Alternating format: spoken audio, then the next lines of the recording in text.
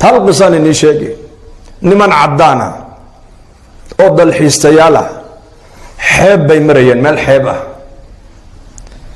xeebtii waxay ugu tageen nin muslim oo dhalinyaro ah oo xeebta iska jiifa badda dhinaceega iska jiifa way kiciyeen waxay ku yidhahdeen meeshan maxaa ku dhigay wuxuu yidhi waxaan ahay kalluumaysto baddaan ka kalluumaysanaya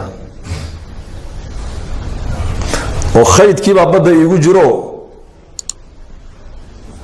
halkana waan ku xidha lugtayda marka kalluunku marka uu galo khaydkaasi deedna waan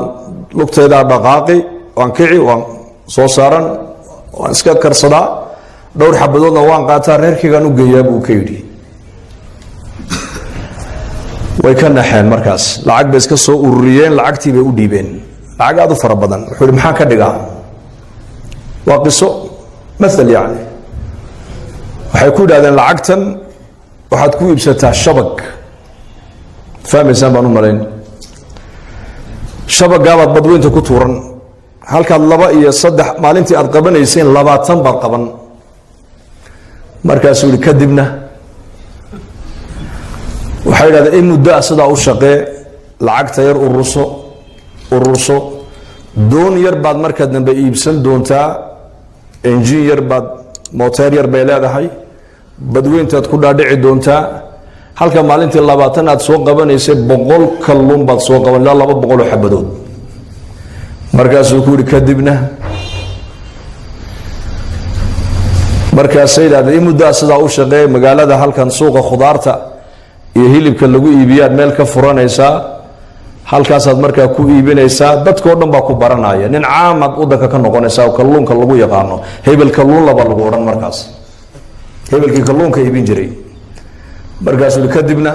dhowr sano sidaa u shaqee haye lacagta ururi baanka dhig kadibna laashkan dheereeya ee badweynta u dhaadhaca ayaad iibsanaysaa fadeed annagu xaggeega fadeed baan idhahnaa jabuuti fadeed kaabaad iibsanaysaa baddaad ku dhaadhacaysaa deedna waxaad soo qabanaysaa dhowr 1,000 xabadood baad soo qabanaysaa maalintii iyo weliba khayraad badan oo badda ku jira markaasuu yidhi kadibna